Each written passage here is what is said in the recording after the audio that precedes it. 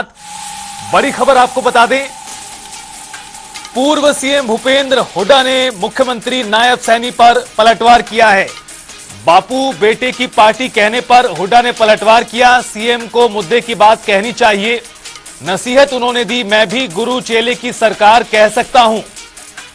भूपेंद्र हुड्डा ने पलटवार में मुख्यमंत्री नायब सैनी को जवाब देते हुए कहा कि मैं भी इस सरकार को गुरु चेले की सरकार कह सकता हूं, लेकिन बात मुद्दों पर होनी चाहिए। काबिलियत के बूते ही आगे बढ़ता है कोई भी, परिवार के नाम पर थोपा नहीं जाता किसी को। नाकाबिल होंगे तो आगे नहीं बढ़ सकते। भूपेंद्र हुड्डा ने दरअसल खुलकर इस मुद्दे पर आज प्रेस वार्ता के दौरान बात कही है और एक के बाद एक तमाम चीजों को लेकर वो सरकार को घेरते नजर आए। लेकिन जब यह मुद्दा आया, बापू बेटे की पार्टी कहकर निशाना साधा जा रहा है हरियाणा में कांग्रेस पार्टी के ऊपर, खास तौर पर पूर्व सीएम नेता विपक्ष भूपेंद्र हुड्डा के ऊपर। इस मौके पर उन्होंने जवाब दिया है, पलटवार किया है मुख्यमंत्री के ऊपर। मुख्यमंत्री सैनी कांग्रेस की विफलताएं बताएं, मुद्दों पर बात करें।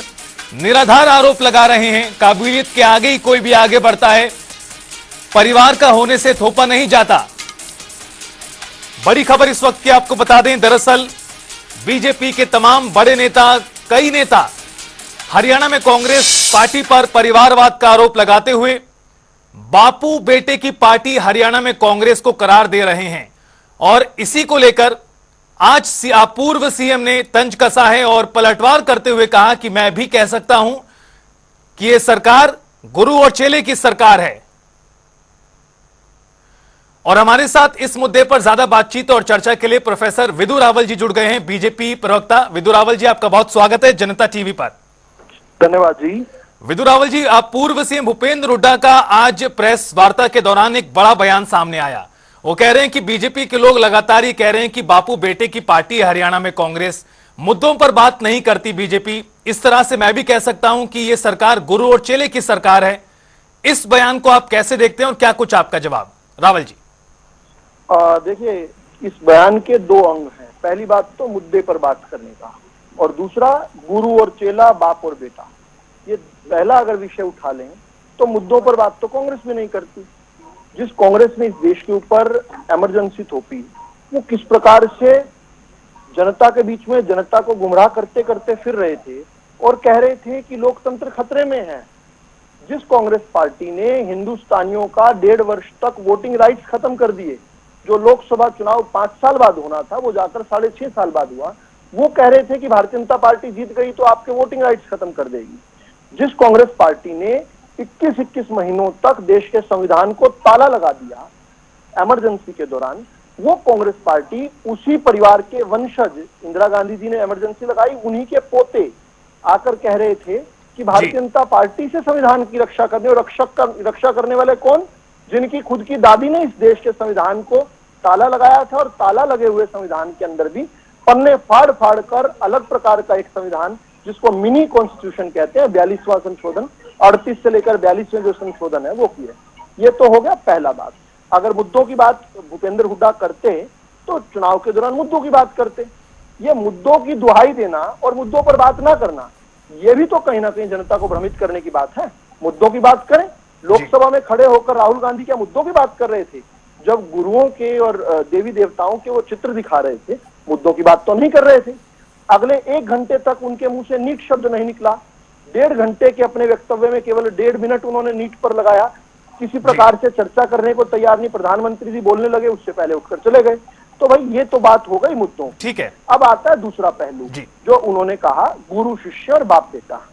देखिए, हिंदुस्तान के अंदर एक परंपरा है गुरु शिष्य की, और ये बहुत उत्कृष्ट परंपरा है।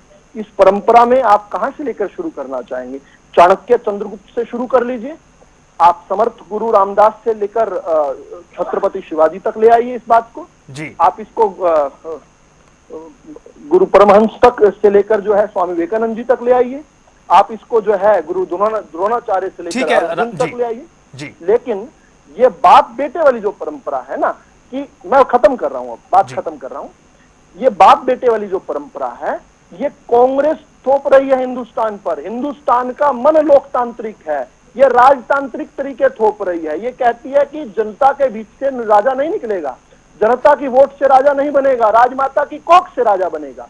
ये है असल में दिक्कत। ओके, रावल साहब आपका पॉइंट समझ आया जी, ठीक है। इस बीच हमारे साथ मनीष खटाना जी भी जुड़ गए हैं, कांग्रेस पार्टी के प्रवक्ता। कर्नल साहब, आपका भी बहुत स्वागत है जनता टीवी पर। विदु रावल जी की क्या कुछ तर्क हैं भूपेंद्र हुड्डा के इस पलटवार पर, वो आपने विस्तार से सुना।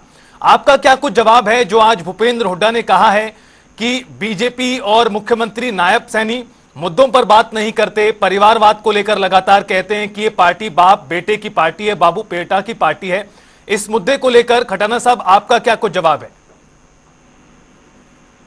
देखिए, हरियाणा में जो हालात जी, भारतीय जनता पार्टी ने 9.5 साल की सरकार में बनाए, जिसके कारण खुद मुख्यमंत्री का इस्तीफा लेके उन्हें दिल्ली भेजना पड़ा, तो ये अपने आप में जग जाहिर है कि मुख्यमंत्री को भारतीय जनता पार्टी ने नहीं, जिस तरीके की हरियाणा की सरकार, हरियाणा की जनता ने उनको बिल्कुल सिरे से खारिज कर दिया था, तो भारतीय जनता पार्टी के शीर्ष नेतृत्व भी ये बात मान चुके थे, जिसके कारण लोकसभा से पहले किसी मुख्यमंत्री को हटाना अपने आप में एक बड़ा संदेश है। और उसी मुख्यमंत्री ने 9.5 साल काम किए, वो कोई श्वेत पत्र पर या अपने काम के नाम पर वोट मांग ही नहीं पाए। और बार बार जो पिता पुत्र की बात करते हैं, बाप बेटे की जो बात करते हैं, हरियाणा में भूपेंद्र सिंह हुड्डा का जो कार्यकाल था, उस कार्यकाल में हरियाणा प्रति व्यक्ति आय में नंबर 1 था, निवेश में नंबर 1 था, हरियाणा भाईचारे में नंबर 1 था, हरियाणा गोल्ड मेडल लाने में नंबर 1 था, हरियाणा में खिलाड़ियों का सम्मान था, हरियाणा में महिलाओं का सम्मान था, हरियाणा में कर्मचारी, किसान, युवा, हर वर्ग खुश था। इस सरकार में हर वर्ग का या तो धरने पे बैठा रहा, या सड़कों पे रहा, या चंडीगढ़ में सर फोड़ने का काम करा इस सरकार ने। तो ये सरकार जान चुकी है जिस तरीके से लोकसभा का रिजल्ट आया है, जिस तरीके से ये लोग अपनी कैसे कैसे सीटें इन्होंने कैसे कैसे बचाई हैं, तो ये क्लियर है कि हरियाणा में भूपेंद्र सिंह हुड्डा 2024 में सरकार बना रहे हैं। तो अब इनके पास मुद्दा कोई नहीं है, अब इनके पास मुद्दा है भूपेंद्र सिंह हुड्डा और दीपेंद्र सिंह हुड्डा। ये लोग रोजगार पे बात नहीं करेंगे, ये लोग अग्निवीर पे बात नहीं करेंगे, ये लोग किसान पे बात नहीं करेंगे, जिन महिलाओं खिलाड़ियों के साथ अत्याचार हुआ उस पे बात नहीं करेंगे। हरियाणा का जो विषय आज हरियाणा बेरोजगारी में नंबर 1 है, वो किसके कारण?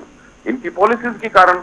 तो सरकार जो फेलियर गवर्नमेंट है, जिनकी पॉलिसीज फेलियर हो चुकी, जो गवर्नमेंट फेल हो चुकी, अब वो पिता पुत्र की बात करते हैं। मैं तो ये कहता हूँ 9.5 साल का जवाब दे लीजिए जी।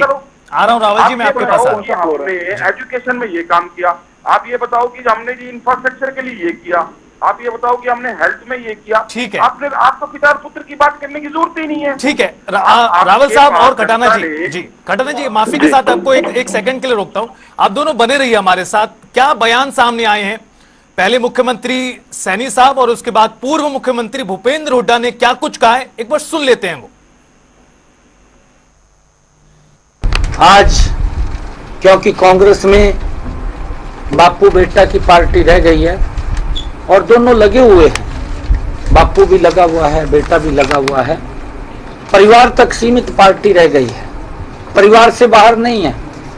और जब परिवार से बाहर नहीं होती, जो सीनियर लोग होते हैं, सीनियर जो काम करते हैं, कार्यकर्ता होते हैं, ऐसे लोगों का दम घुटता है। जो कह रहे हैं आरोप की बात, फलाने की सरकार, मैं अब कहूं कि गुरु चेले की सरकार कोई मायने नहीं, कोई मायने नहीं। मैं अपनी उपलब्धियां बता रहा हूं, अपनी उपलब्धि बताई है, कौन सी विफलता बताए, मेरे खुशी होगी।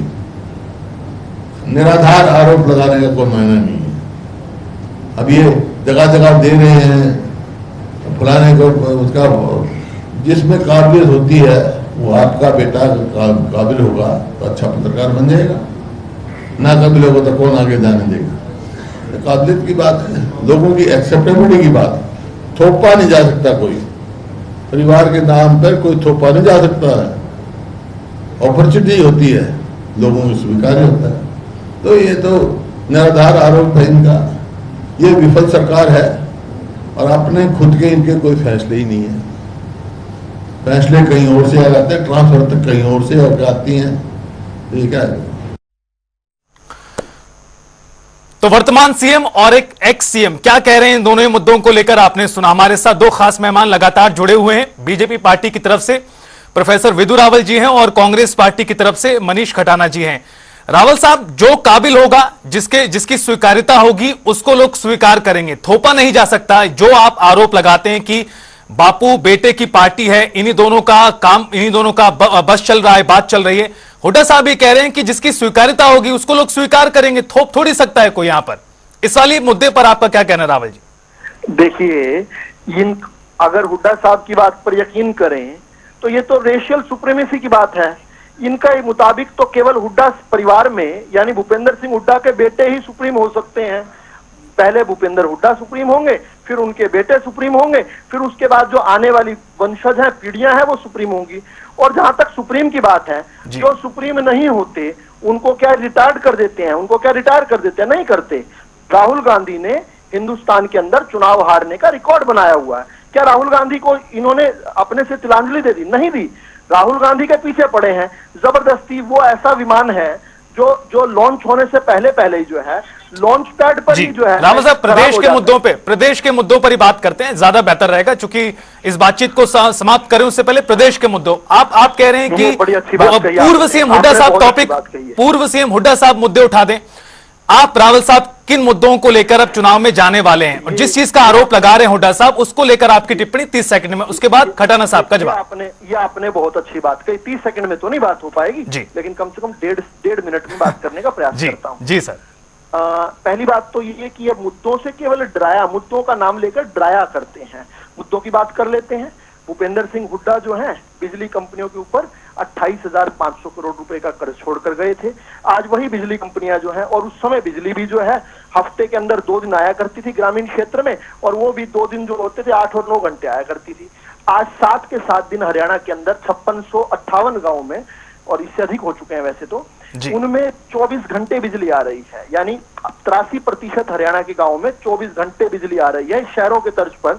और वो जो बिजली कंपनियां जो 28,500 करोड़ के कर्ज तले भूपेंद्र हुड्डा दबा गए थे, वो बिजली कंपनियां भी जो है आज जो है 1500 से 2000 करोड़ के फायदे में है।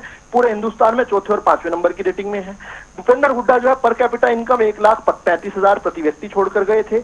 आज वो जाकर 3,30,000 हो चुकी है, तिगुनी के करीब तिगुनी से भी ज्यादा हो चुकी है।